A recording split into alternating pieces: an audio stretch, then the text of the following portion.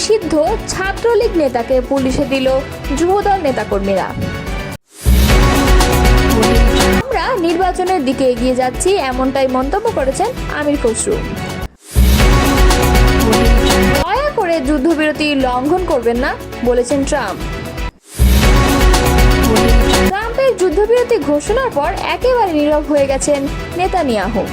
এতক্ষণ শুনছিলেন সংবাদ শিরোনাম, এবারে বিস্তারিত।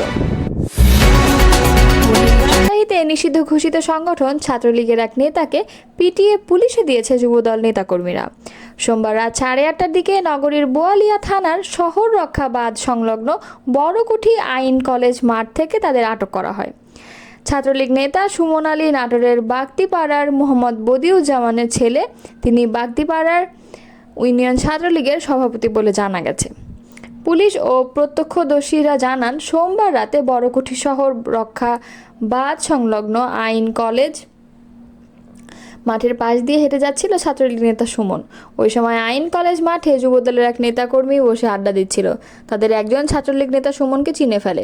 যুবদল নেতাকর্মীরা চারদিক থেকে ঘিরে ধরে সুমনকে মারধর শুরু করে। কলেজ মাঠে এনে আরেক দফা পেটানো হয় তাকে।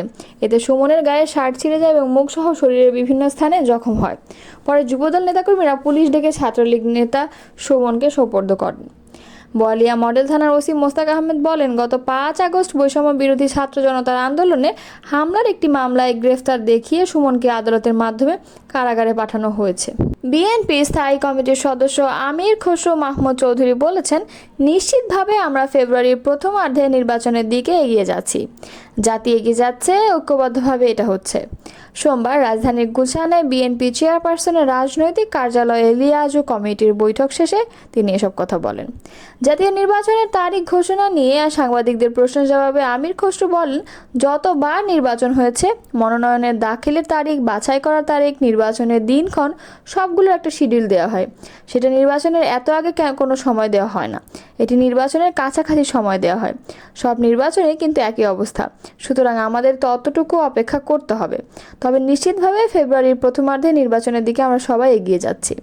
তিনি বলেন, প্রধান উপদেষ্টা ও আমাদের ভারপ্রাপ্ত চেয়ারম্যানের মধ্যে লন্ডন বৈঠকে ফেব্রুয়ারির প্রথমার্ধে নির্বাচনের নিয়ে যে আলোচনা হয়েছে তা জনগণ অত্যন্ত ইতিবাচকভাবে নিয়েছে। বিএনপি স্থায়ী কমিটির সদস্য বলেন, জনগণের মধ্যে যে আশঙ্কা ছিল সেটা কেটে গেছে। সমস্ত জাতি এখন নির্বাচনী টানেলে প্রবেশ করেছে। আমরা সবাই নির্বাচনের দিকে এগিয়ে যাচ্ছি। গণতন্ত্র পুনরুদ্ধার ও তাকে প্রাতিষ্ঠানিক রূপ দেওয়া, জনগণের রাজনৈতিক, সাংবিধানিক, গণতান্ত্রিক অধিকার প্রতিষ্ঠিত করার জন্য একটি নতুন বাংলাদেশ গড়ার শপথ নিয়ে আমরা সবাই ঐক্যবদ্ধভাবে এগিয়ে যাচ্ছি।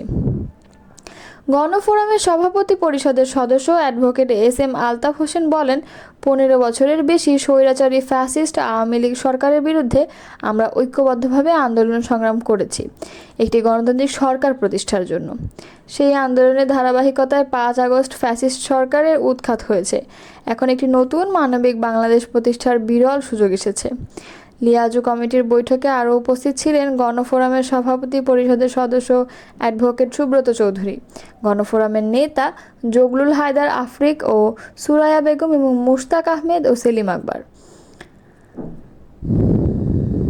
চীন সফরের দ্বিতীয় দিনে বিএনপি মহাসচিব মির্জা ফখরুল ইসলাম আলমগীর ও তার নেতৃত্বাধীন প্রতিনিধি দলের সদস্য দেশটির পররাষ্ট্র মন্ত্রণালয়ের উপমন্ত্রী সান ওয়েডংয়ের সঙ্গে বৈঠক করেছেন। মঙ্গলবার বাংলাদেশ সময় সকাল তারা এই বৈঠক করেন। বিএনপি মিডিয়া সেলের সদস্য সাইরুল কবির খান জানান, মঙ্গলবার সকালে সৌহার্দ্যপূর্ণ পরিবেশে উভয় পক্ষের আলোচনা শুরু হয়। সোমবার রাতেই মার্কিন প্রেসিডেন্ট ট্রাম্প বলেছিলেন, ইরান ইসরায়েলের মধ্যে যুদ্ধবিরতি হয়েছে। একই সঙ্গে দুপক্ষকে যুদ্ধবিরতি মানার কথা বলেন তিনি। তবে ট্রাম্পের এই ঘোষণা দেওয়ার ঘণ্টাখানেক আগে ইসরায়েলে ক্ষেপণাস্ত্র হামলা চালায় ইরান। এতে দখলদার ইসরায়েলের 4 নাগরিক নিহত হয়েছে। এদিকে যুদ্ধবিরতির ঘোষণার পর নিজের মালিকানাধীন সোশ্যাল প্ল্যাটফর্ম ট্রুথ সোশ্যালে একটি পোস্ট দিয়েছেন ট্রাম্প। এতে তিনি লেখেন, যুদ্ধবিরতি কার্যকর হয়েছে, দয়া করে কেউ যুদ্ধবিরতি লঙ্ঘন করবেন না। ইরান ইসরায়েলের সংঘাতের 12 দিনের মাথায় অর্থাৎ সোমবার ট্রাম্প যুদ্ধবিরতির কথা বলেন। ওই সময় তিনি ইঙ্গিত দেন, ইসরায়েল ও ইরানের চলমান মিশনগুলো সম্পন্ন করার জন্য সময় পাবে। ট্রাম্পের এই বিবৃতিতে আগে তেল আবিব ও বীরশেবায় বিস্ফোরণের শব্দ শোনার কথা জানান প্রত্যক্ষদর্শীরা। ইসরায়েলের সামরিক বাহিনী বলছে, মঙ্গলবার সকাল থেকে 6 দফায় ক্ষেপণাস্ত্র হামলা চালিয়েছে ইরান। ইসরায়েলের ন্যাশনাল অ্যাম্বুলেন্স সার্ভিস বলছে, তেহরানের হামলায় বীরশেবায় 4 জন প্রাণ হারিয়েছেন। মঙ্গলবার সকালে ইরানের সংবাদ সংস্থা SNN জানায়, যুদ্ধবিরতি কার্যকর হওয়ার আগে শেষ দফায় তেহরান হামলা চালিয়েছে। ইরানি সংবাদ মাধ্যমগুলো জানিয়েছে, ইসরায়েল সোমবার রাতভর ইরানের বিভিন্ন স্থানে হামলা চালিয়েছে। এতে ব্যাপক ক্ষয়ক্ষতির পাশাপাশি বেশ কয়েকজনের প্রাণহানি ঘটেছে। এমনকি হামলায় আরও একজন পরমাণু বিজ্ঞানীকে হত্যা করেছে ইসরায়েল। মূলত ইসরায়েলের ওই হামলার জবাবেই মঙ্গলবার সকালে ক্ষেপণাস্ত্র হামলা চালায় ইরান।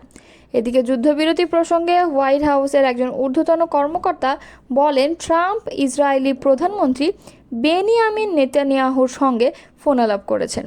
ওই ফোন আলাপে যুদ্ধবিরতির জন্য মধ্যস্থতা করেছিলেন মার্কিন প্রেসিডেন্ট।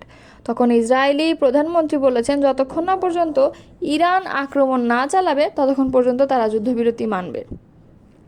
ইরানের এক ঊর্ধ্বতন কর্মকর্তাও যুদ্ধবিরতির বিষয়ে ইঙ্গিত দিয়েছেন। তবে ইরানের পররাষ্ট্রমন্ত্রী ইসরায়েলের হামলা বন্ধ না হওয়া পর্যন্ত কোনো যুদ্ধবিরতি হবে না বলে সাফ জানিয়ে দিয়েছেন। সোশ্যাল প্ল্যাটফর্ম এক্সে দেওয়া এক পোস্টে ইরানের পররাষ্ট্রমন্ত্রী আব্বাস আরগাচি লেখেন, আমাদের সামরিক অভিযান বন্ধের বিষয়ে চূড়ান্ত সিদ্ধান্ত পরে নেওয়া হবে। ইসরায়েল ও ইরান একটি সম্পূর্ণ ও সর্বাত্মক যুদ্ধবিরতিতে সম্মত হয়েছে বলে সামাজিক মাধ্যমে দেওয়া এক ঘোষণায় মার্কিন প্রেসিডেন্ট ডোনাল্ড ট্রাম্প জানিয়েছেন। তবে এখন পর্যন্ত ইসরায়েল বা ইরানের পক্ষ থেকে আনুষ্ঠানিকভাবে যুদ্ধবিরতির বিষয়টি নিশ্চিত করা হয়নি। এছাড়া ট্রাম্পের যুদ্ধবিরতি ঘোষণার পর থেকে একেবারে নীরব হয়ে গেছেন ইসরায়েলের প্রধানমন্ত্রী বেঞ্জামিন নেতানিয়াহু। মঙ্গলবার এ তথ্য জানিয়েছে সংবাদ মাধ্যম আল জাজিরা। সংবাদ মাধ্যমটি বলছে, ডোনাল্ড ট্রাম্প ইসরায়েল ও ইরানের মধ্যে যুদ্ধবিরতির ঘোষণা দেওয়ার পর বেশ কয়েক ঘন্টা পেরিয়ে গেলেও এ বিষয়ে কোনো মন্তব্য করেননি ইসরায়েলের প্রধানমন্ত্রী বেঞ্জামিন নেতানিয়াহু।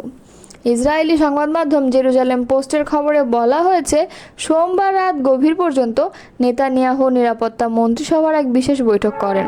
ওই বৈঠকে তিনি মন্ত্রীদের বলেন, তারা যেন যুদ্ধবিরতি নিয়ে প্রকাশ্যে কোনো মন্তব্য না করে। অন্যদিকে ইরান জানিয়ে দিয়েছে, যদি ইসরায়েল তাদের উপর হামলা বন্ধ করে তাহলে ইরানও প্রতিশোধমূলক হামলা বন্ধ করবে। তবে যুদ্ধবিরতির ঘোষণার পরও ইসরায়েল লক্ষ্য করে একাধিক দফায় হামলা চালানো হয়েছে। ইরানের হামলা ইসরায়েলের বিয়ারশেবা শহরে এ পর্যন্ত অন্তত 3 জন নিহত হওয়ার খবর পাওয়া গেছে। এদিকে ইসরায়েলি কর্তৃপক্ষ এখনও আনুষ্ঠানিকভাবে যুদ্ধবিরতির ব্যাপারে কিছু জানায়নি বলে পরিস্থিতি এখনও অস্থির ও অনিশ্চিত বলেই মনে করা হচ্ছে। একই সঙ্গে ইরান যুদ্ধবিরতির শর্ত ভাঙায় তেহরানকে কঠোর জবাব দেওয়ার জন্য ইসরায়েলি সেনাবাহিনীকে নির্দেশ দিয়েছে তিনি। মঙ্গলবার এই তথ্য জানিয়েছে ব্রিটিশ সংবাদ মাধ্যম BBC। সংবাদ মাধ্যমটি বলছে, ইসরায়েল অভিযোগ করেছে যে ইরান যুদ্ধবিরতির শর্ত ভেঙেছে। দেশটির প্রতিরক্ষা মন্ত্রী ইসরায়েলের কাটজ এক বিবৃতিতে জানিয়েছেন, তিনি ইসরায়েলি সেনাবাহিনীকে নির্দেশ দিয়েছেন যুদ্ধবিরতি লঙ্ঘনের কঠোর জবাব দিতে এবং তেহরানের কেন্দ্রস্থলে অবস্থিত ইরানি সরকার ঘনিষ্ঠ লক্ষ্যে তীব্র হামলা চালাতে। অন্যদিকে ইসরায়েলি সেনাবাহিনী বলেছে, তারা ইরান থেকে উৎক্ষেপণ করা কতকগুলো ক্ষেপণাস্ত্র শনাক্ত করেছে। তারা বলছে, আকাশ প্রতিরক্ষা ব্যবস্থা হুমকি প্রতিহত করার জন্য কাজ করছে। সবাইকে আশ্রয়কেন্দ্রে যেতে এবং পরবর্তী নির্দেশ না দেওয়া পর্যন্ত সেখানে থাকতে বলেছে তারা।